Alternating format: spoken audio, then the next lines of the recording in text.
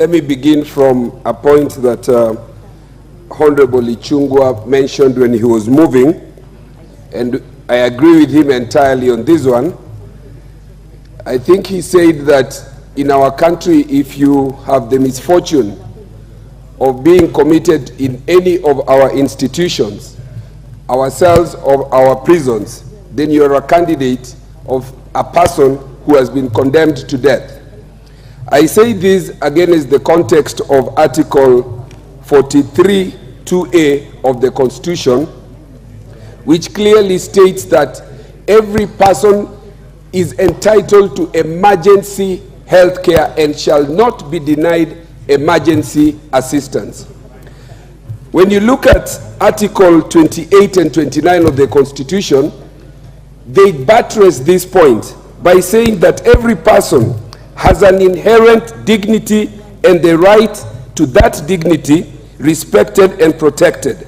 And Article 29, this goes on to conclude by saying every person has a right not to be treated to cruel, inhuman, and degrading treatment. Honorable Speaker and members, any person who is predisposed to certain conditions, either high blood pressure, a diabetic, an asthmatic person, is such person who is predisposed to emergency care and must be treated to such. So even as we put in place this bill, I would support very strongly if there are provisions that extends this emergency treatment and social insurance to persons who are in our prisons and in our cells because they are entitled to their rights, notwithstanding the limitations of their confinement. And I say this from the benefit of experience, Honorable Speaker.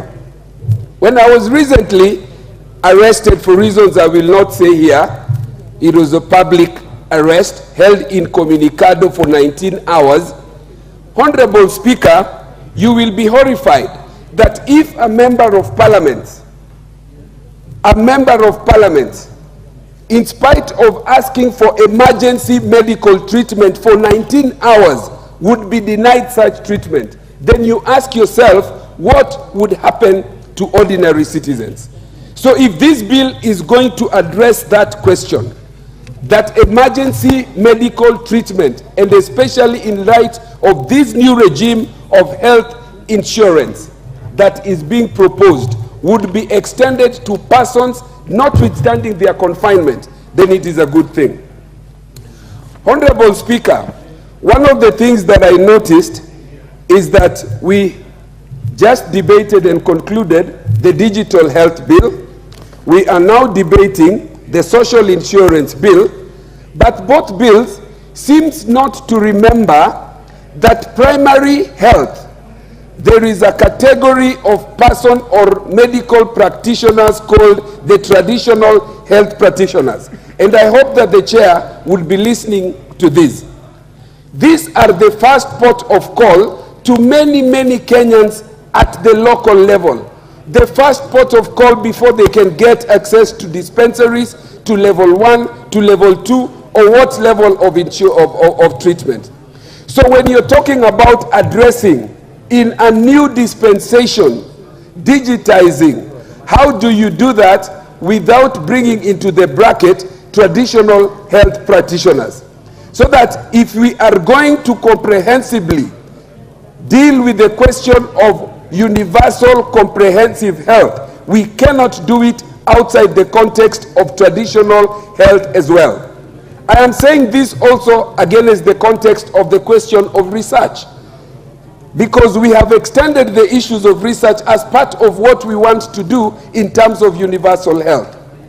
When you're talking about research, we have lost a lot of innovation in traditional health, and I'll just mention one example. Professor Arthur Obel, when he made an invention that would have sorted the issue of HIV and AIDS, this was dismissed because traditional health has been taken to be equal to uganga, and that is not true. Traditional health is alternative health, and we must bring this equation into the problem of solving the universal health against the context of this new bill. Honorable Speaker, as we discuss this, we must also remember that health is a devolved function, so that even as we put this new institution in place and the authority and the exchequer and resources that will follow it, we must remember that this regime has promised that it will devolve all the functions that are revolved. And devolving all the functions include devolving all the resources that go with it, so that the national government should only remain with the question of policy and enabling environment to ensure that we have social universal health care. Honorable Speaker, we have a regime or a situation in which we throw taxation at every problem. I am very sure that with this new authority or board that is being created, Kenyans must brace themselves for taxes, taxes, and more taxes.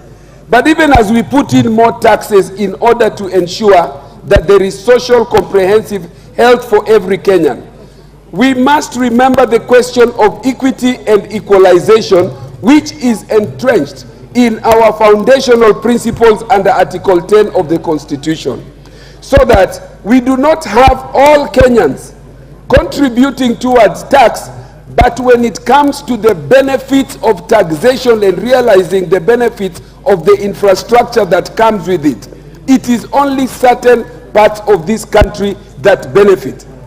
Let the social welfare insurance be something that can benefit somebody from Turkana as it benefits the same somebody who is from Mathare and somebody who is from Diwa.